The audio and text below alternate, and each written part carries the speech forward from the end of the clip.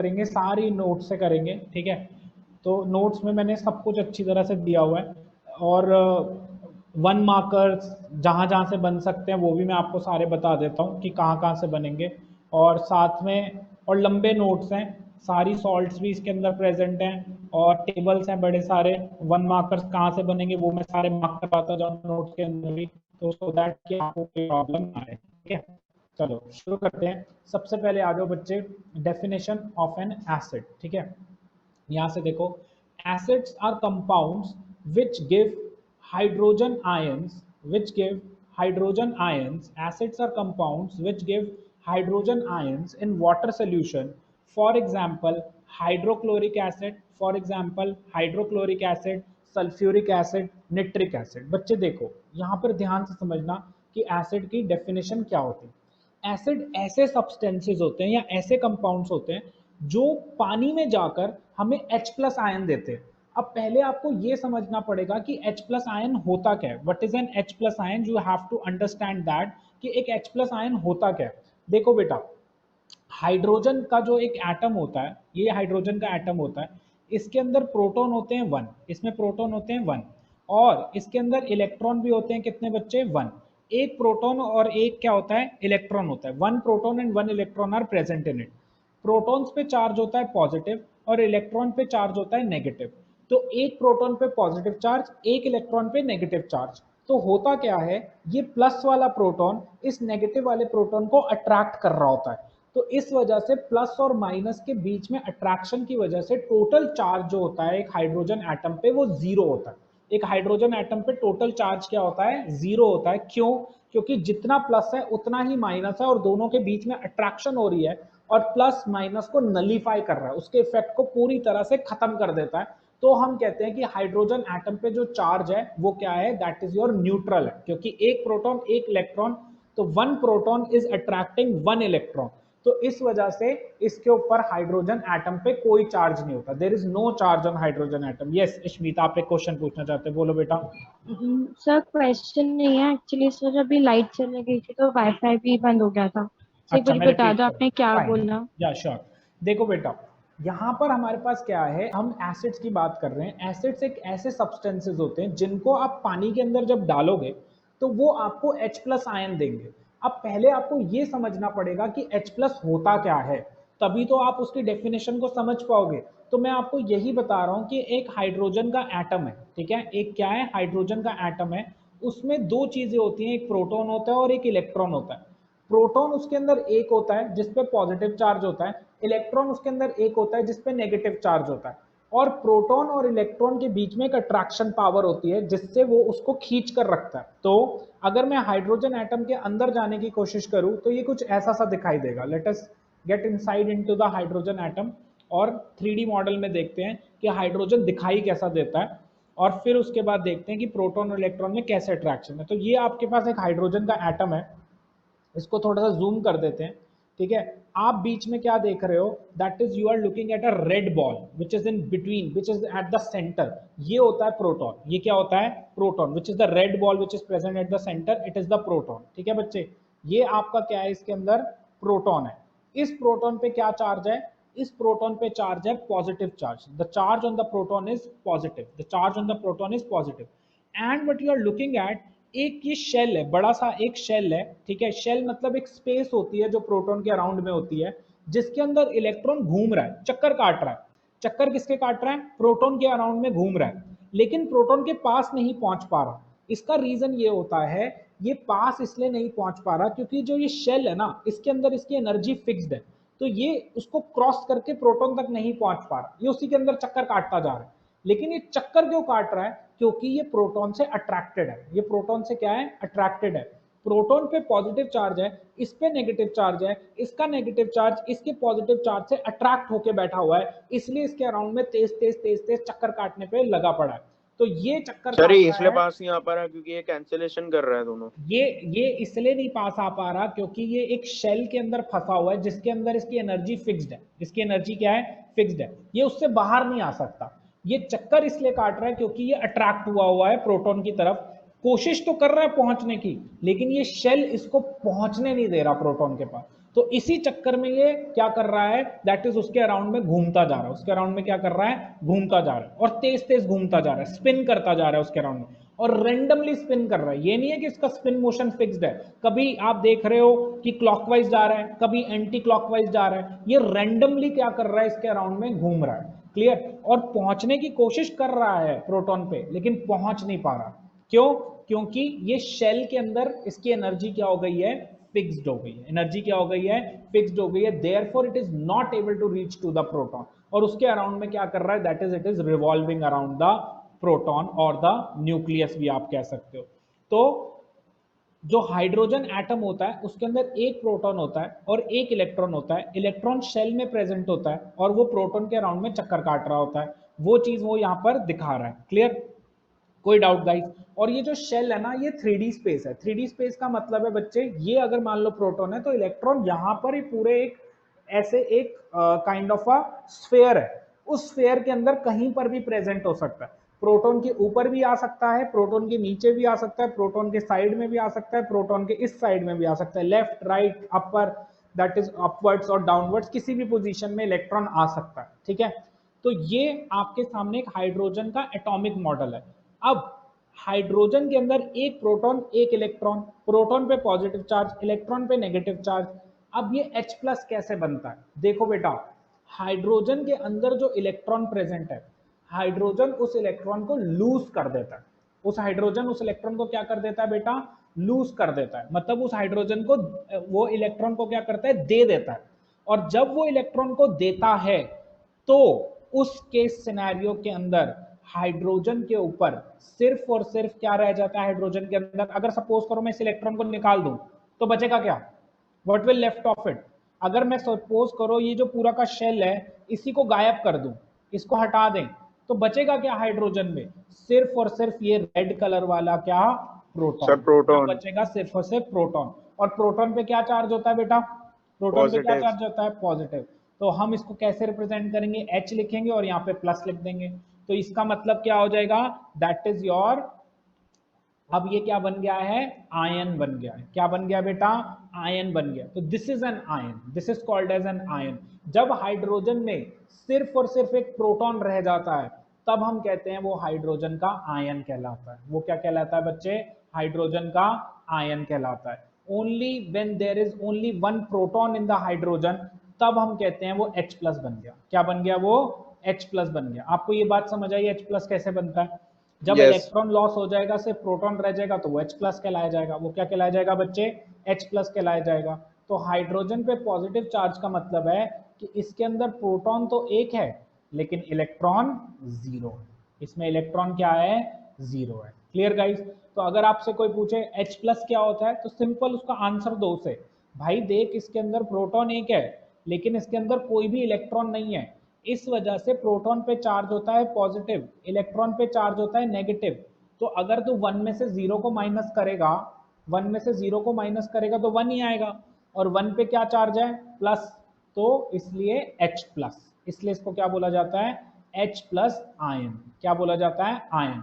Ion क्यों बोला जाता है किसी चीज को, क्योंकि उस जिस भी चीज के अंदर प्रोटॉन या इलेक्ट्रॉन का काउंट डिफरेंट हो जाता है, प्रोटॉन या इलेक्ट्रॉन डिसबैलेंस हो जाते हैं, प्रोटॉन इलेक्ट्रॉन सेम नहीं रहते हैं, पॉजिटिव और नेगेटिव चार्जेस सेम नहीं रहते हैं, ऐसी स्पीशीज को, ऐसे सब्सटेंसेस को हम आयन बोलते हैं। ऐसे सब्सटेंसेस को हम आयन बोलते हैं। ऐसे सब्सटेंसेस को हम आयन बोलते हैं। तो guys what is an ion, ion एक ऐसी चीज होती है जिसके अंदर इलेक्ट्रॉन और प्रोटॉन का काउंट सेम नहीं होता है, जिसमें इलेक्ट्रॉन और प्रोटॉन का काउंट सेम नहीं होता है, उसे हम क्या बोलते हैं बेटा, आयन बोलते हैं। उसे हम क्या कहते हैं बेटा, आयन बोलते हैं। कोई डाउट बेटा यहाँ तक, any doubt sir, any doubt sir?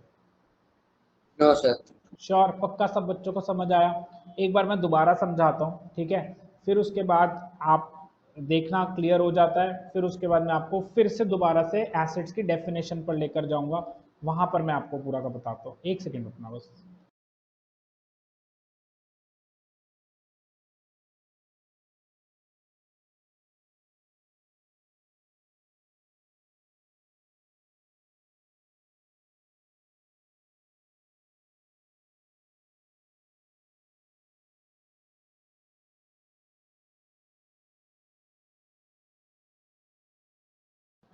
Harshita भी लेट आई है, मैं उसके लिए दोबारा से रिपीट कर रहा हूँ पूरा टॉपिक। हर्षिता, बच्चे हम ना यहाँ डिस्कस कर रहे हैं कि हाइड्रोजन के एटम और आयन में क्या डिफरेंस होता है। क्लियर बेटा? हाइड्रोजन का जो एटम होता है ना हर्षिता, उसके अंदर बेटा प्रोटॉन होता है एक और इलेक्ट्रॉन भी होता है बेटा एक, और प्रोटॉन पे चार्ज होता है पॉजिटिव और इलेक्ट्रॉन पे चार्ज होता है नेगेटिव। तो जब आप इस प्रोटॉन में से इस इलेक्ट्रॉन के चार्ज को माइनस कर देते हो तो 1 - 1 करोगे तो 0 आ जाता है। तो हाइड्रोजन के एटम पे कोई चार्ज नहीं होता, क्योंकि जितने उसके अंदर प्रोटॉन्स होते हैं उतने ही उसके अंदर इलेक्ट्रॉन होते हैं। तो एक प्रोटॉन एक इलेक्ट्रॉन, तो टोटल चार्ज क्या होता है? 0 होता है। क्लियर बच्चे? तो हाइड्रोजन का जो एटम होता है उस पर कोई चार्ज नहीं होता, क्योंकि एटम का मतलब ही ये होता है न्यूट्रल स्पीशीज। और तो न्यूट्रल, हाइड्रोजन को हम ना पॉजिटिव कहेंगे ना नेगेटिव कहेंगे। yes, hydrogen atom is not positive, not even negative, it is neutral. Atom is a neutral species. Atom is a neutral species. तो Atom, न्यूट्रल का कोई साइन नहीं होता? नहीं, न्यूट्रल का कोई साइन नहीं होता। आपका अगर सिंबल लिखा हुआ है ना ऐसे, या कोई सिंबल लिखा हुआ है ऐसे, या कोई सिंबल लिखा हुआ है ऐसे, तो इसका मतलब है वो न्यूट्रल है। इसका मतलब है कि उसमें प्रोटॉन और इलेक्ट्रॉन इक्वल है। तो जब आप किसी का सिंबल लिखते हो किसी भी एलिमेंट का, तो उसका मतलब ही यही होता है कि इसके अंदर प्रोटॉन और इलेक्ट्रॉन एक है, एक नंबर में है। ठीक है? मतलब दोनों सेम है, जितना प्रोटॉन है उतना ही इलेक्ट्रॉन है, ये फिक्स्ड होता है उसके अंदर। ठीक है? कोई सिंबल नहीं होता न्यूट्रल एटम को लिखने का। सिंपल आपने अगर उसका सिंबल लिख दिया ना, तो उसका मतलब है वो न्यूट्रल ही है। वो क्या है बच्चे? न्यूट्रल ही है। There is no particular thing about that. Fine, understood guys? फिर उसके बाद दूसरी बात आती है कि आयन क्या होता है। आयन और एटम में बहुत डिफरेंस होता है। एटम के अंदर प्रोटॉन और इलेक्ट्रॉन सेम होते हैं, लेकिन एक आयन के अंदर प्रोटॉन और इलेक्ट्रॉन सेम नहीं होते। उसमें प्रोटॉन और इलेक्ट्रॉन सेम नहीं होते। उसमें क्या होता है? देखो बेटा, किसी भी एटम के प्रोटॉन्स को आप कम या ज्यादा नहीं कर सकते। This cantt be done. आप कभी भी किसी भी एटम के प्रोटॉन्स को बढ़ा या घटा नहीं सकते। वो जितना है नेचुरली उतना ही रहेगा। प्रोटॉन्स कभी भी चेंज नहीं होते। चेंज होते हैं इलेक्ट्रॉन्स। इलेक्ट्रॉन्स किसी भी एटम में बढ़ाए जा सकते हैं, इलेक्ट्रॉन किसी भी एटम के अंदर घटाए जा सकते हैं। ठीक है? लेकिन एक एटम के अंदर अगर प्रोटॉन और इलेक्ट्रॉन सेम है, तब हम उसको कहते हैं न्यूट्रल। लेकिन अगर सपोज करो, मान लेते हैं किसी एटम के अंदर, let us suppose take the atom of hydrogen, इसके अंदर प्रोटॉन एक है, ठीक है, इलेक्ट्रॉन भी एक है। क्लियर? तो ये वैसे न्यूट्रल, वो एक ही रहेंगे। लेकिन इलेक्ट्रॉन मान लो मैंने इसमें से हटा दी, इसमें से इलेक्ट्रॉन को खींच के निकाल लिया, तो इलेक्ट्रॉन बचे 0। तो अब क्या होगा? प्रोटॉन पे पॉजिटिव चार्ज होता है, इलेक्ट्रॉन पे नेगेटिव चार्ज होता है। लेकिन जब आप इसमें चार्ज निकालोगे तो वो आएगा 1 - 0, दैट इज इक्वल टू क्या? 1। और प्रोटॉन पे कौन सा चार्ज था? प्लस, तो यहां पर भी आ जाएगा प्लस, क्योंकि जो बड़ा नंबर होता है उसी का साइन लगता है। तो अब हाइड्रोजन जो आप देख रहे हो वो एटम नहीं रहा। वो अब आप उसे एटम नहीं कह सकते, क्योंकि उसमें प्रोटॉन इलेक्ट्रॉन सेम नहीं है। अब उसका फॉर्म चेंज हो गया है, उसका नाम भी चेंज हो जाएगा। सर सारे एटम्स में दोनों इक्वल होते हैं, प्रोटॉन और इलेक्ट्रॉन? हाँ जी, हाँ जी, दुनिया का कोई भी एटम आप उठाओगे उसके अंदर प्रोटॉन और इलेक्ट्रॉन हमेशा इक्वल होते हैं। कभी भी डिसबैलेंस नहीं होता। प्रोटॉन और इलेक्ट्रॉन हमेशा इक्वल होंगे अगर वो एटम है तो। लेकिन अगर जैसे ही उसमें प्रोटॉन और इलेक्ट्रॉन में डिसबैलेंस हुआ, प्रोटॉन इलेक्ट्रॉन में कमी आई, प्रोटॉन इलेक्ट्रॉन सेम नहीं है, तो हम उस स्पीशीज को आयन कहेंगे। और उसको रिप्रेजेंट करने के लिए हम उसके ऊपर चार्जेस लगाते हैं। जो भी चार्ज उसके ऊपर आएगा उस चार्ज को हम लिखेंगे। तो इस पे हमने लिखा +1। अब इस +1 का मतलब है, अगर आपके सामने मान लो ये लिखा हुआ है, ये दो चीजें लिखी हुई हैं, एक बंदे ने आपके सामने ये डिफरेंशिएट करके लिख दिया कि ये हाइड्रोजन है और ये H+ है, और वो आपसे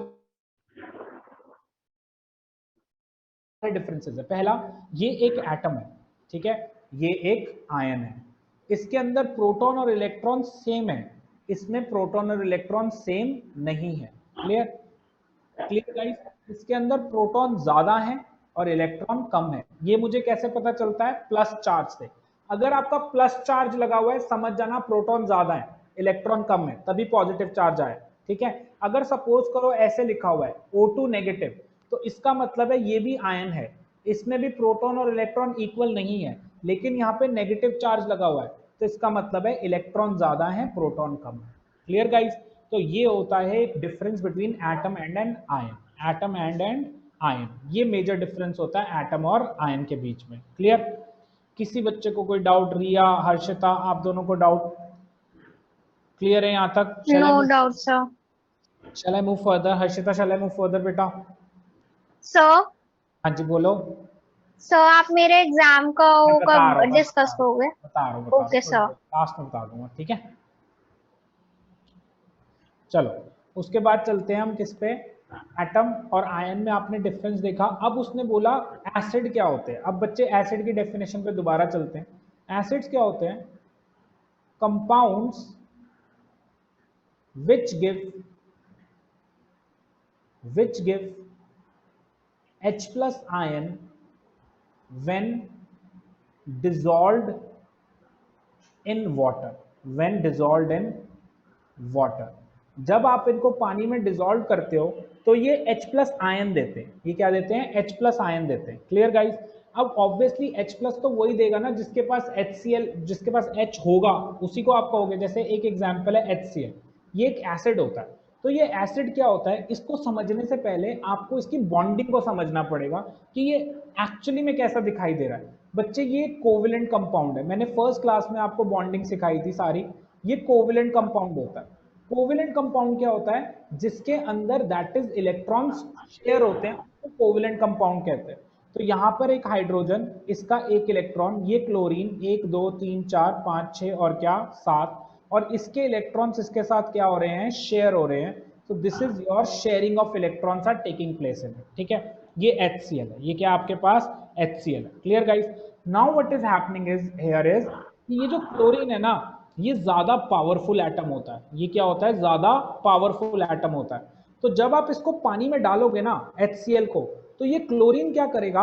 हाइड्रोजन का जो इलेक्ट्रॉन आप यहां देख रहे हो ना, ये वाला इलेक्ट्रॉन, इसको अपनी तरफ खींच लेता है, ठीक है। जैसे ही पानी में जाता है, पानी इसको अट्रैक्ट करता है और ये क्या करता है? क्लोरीन से अपने जो हाइड्रोजन के साथ इसने इलेक्ट्रॉन शेयर करा था, जो हाइड्रोजन का इलेक्ट्रॉन था, उसको अपनी तरफ खींच लेता है। तो जैसे ही खींचता है, इन दोनों के बीच में जो ये बॉन्ड बना होता है, ये टूट जाता है। ये क्या हो जाता है? पानी में जाते ही टूट जाता है। अब जैसे ये टूटता है तो हाइड्रोजन के पास, बेचारे के पास अपना खुद का एक इलेक्ट्रॉन था, वो भी क्लोरीन को दे आया। तो हाइड्रोजन के पास सिर्फ और सिर्फ बचा है एक प्रोटॉन। क्या बचा है? सिर्फ और सिर्फ एक प्रोटॉन। इलेक्ट्रॉन तो ले गया क्लोरीन, तो हाइड्रोजन पे चार्ज आ जाता है प्लस। हाइड्रोजन पे क्या चार्ज आ जाता है? प्लस। और क्लोरीन के पास पहले से ही 7 इलेक्ट्रॉन थे, अपने खुद के पर्सनल के थे 7 इलेक्ट्रॉन। एक इसने हाइड्रोजन का भी मार लिया, तो इसके पास इलेक्ट्रॉन हो जाते हैं 8। तो क्लोरीन के ऊपर एक एक्स्ट्रा इलेक्ट्रॉन आने की वजह से चार्ज आ जाता है नेगेटिव। ये भी आयन है, ये भी आयन है, ये दोनों के दोनों आयन है। एक हाइड्रोजन का आयन है, एक क्लोरीन का आयन है। क्लियर? तो पानी में जाकर HCl टूट जाता है। कैसे टूट जाता है? हाइड्रोजन अलग हो जाता है, क्लोरीन अलग हो जाता है। क्लोरीन पे नेगेटिव चार्ज आ जाता है क्योंकि इलेक्ट्रॉन लेकर आ गया हाइड्रोजन का, और हाइड्रोजन पे पॉजिटिव चार्ज आ जाता है।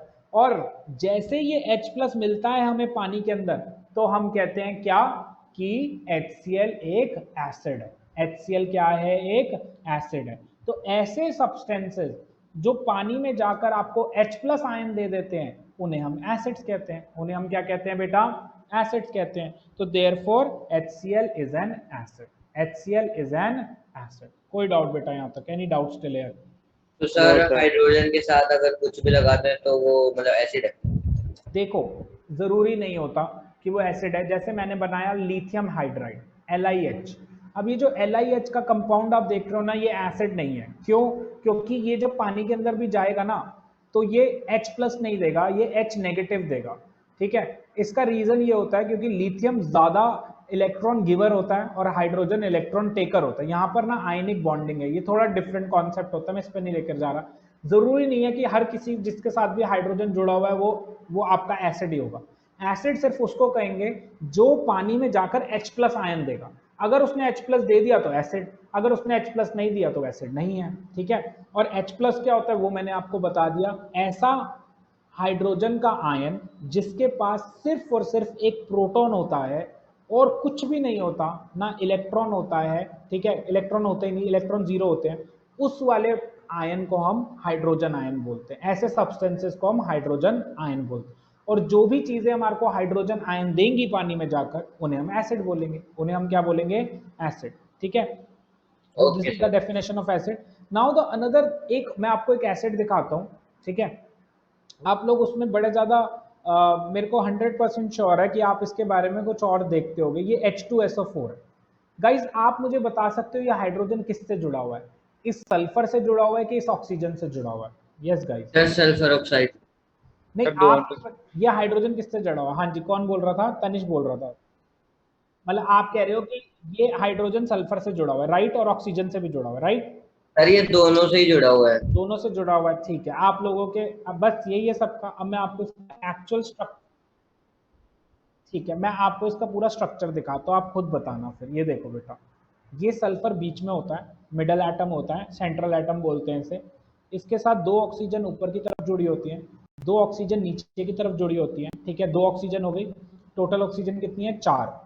एक ऑक्सीजन यहाँ जुड़ी होती है, एक ऑक्सीजन यहाँ जुड़ी होती है, एक हाइड्रोजन इधर होता है, एक हाइड्रोजन इधर होता है। तो ये दोनों हाइड्रोजन ऑक्सीजन के साथ जुड़े होते हैं, सल्फर के साथ नहीं जुड़े होते, ठीक है बेटा।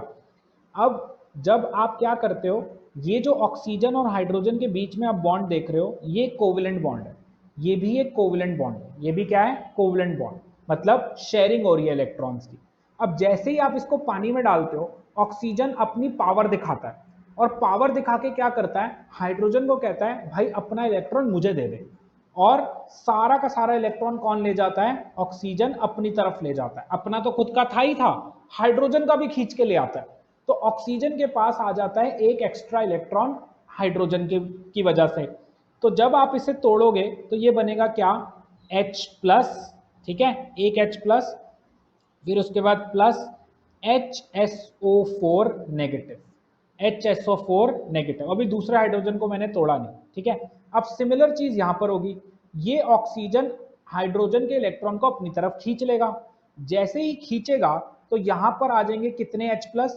2H+, क्योंकि एक H+ यहां से, एक H+ यहां से, 2H+ आ गए। और यहां बचेगा क्या?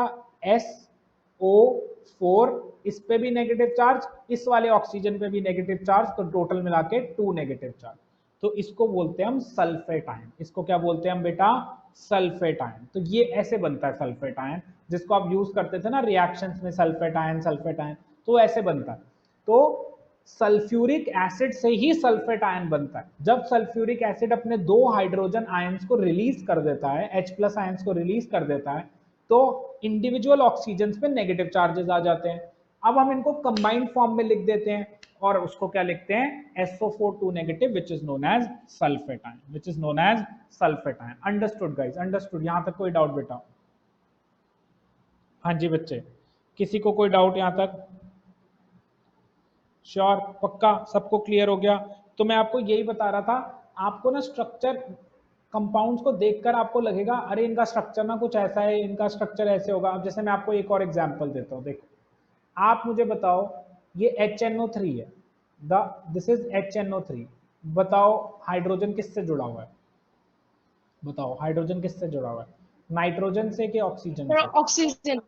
ऑक्सीजन से, बिल्कुल ठीक बोला आपने, ये ऑक्सीजन से जुड़ा हुआ है। कैसे? यहाँ पर ना N double bond O O और क्या H होता है, ठीक है। तो ये ऑक्सीजन से ऐसे जुड़ा होता है, ये होता है HNO3, एक हाइड्रोजन, एक नाइट्रोजन, 3 ऑक्सीजन, HNO3। अब क्या होता है, ये हाइड्रोजन का इलेक्ट्रॉन चला जाता है ऑक्सीजन के पास, ठीक है बेटा। तो हाइड्रोजन के पास तो अब इलेक्ट्रॉन है ही नहीं, तो बना क्या? सिर्फ और सिर्फ एक प्रोटॉन बचा। तो जब आप इसे तोड़ते हो तो ये आ जाता है NO3 नेगेटिव, प्लस में क्या आ जाता है? H+। क्या आ जाता है? H+। क्योंकि इसने H+ दिया पानी में जाकर, तो इसलिए हम इसको एसिड बोलते हैं। हम इसे क्या बोलते हैं? एसिड बोलते हैं। क्या बोलते हैं बेटा? एसिड बोलते हैं। क्लियर? तो these are the acids which give H+ ion in the water, उन्हें हम एसिड्स बोलते हैं। क्लियर? कोई डाउट किसी बच्चे को?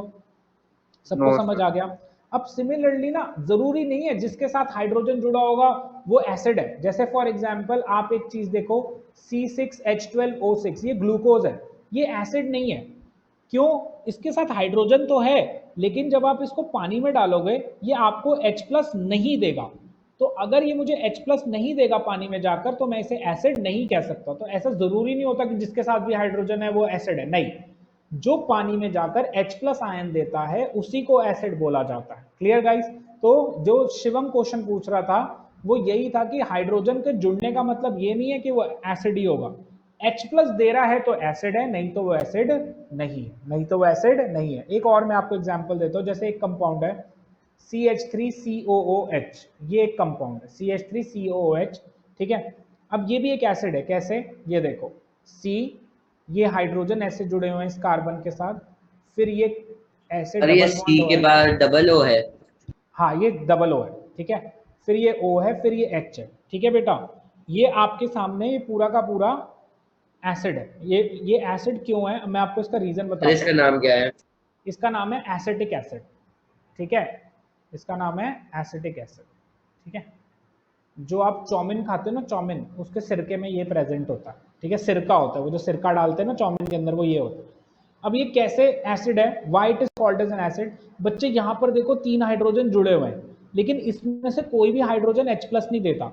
हाइड्रोजन जो हमारे को H+ की फॉर्म में निकलेगा वो ये वाला कंपाउंड से निकलेगा। ऑक्सीजन इलेक्ट्रॉन खींच लेती है हाइड्रोजन से, और फिर हमें मिलता है एक H+ आयन।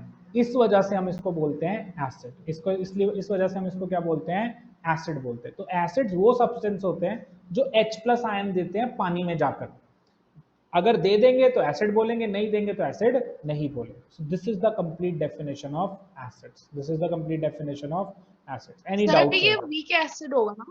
यस, ये वीक एसिड होगा, उस पर भी मैं जाऊंगा कि स्ट्रॉन्ग एसिड और वीक एसिड किसे कहते हैं, ठीक है बेटा। I will go into that also.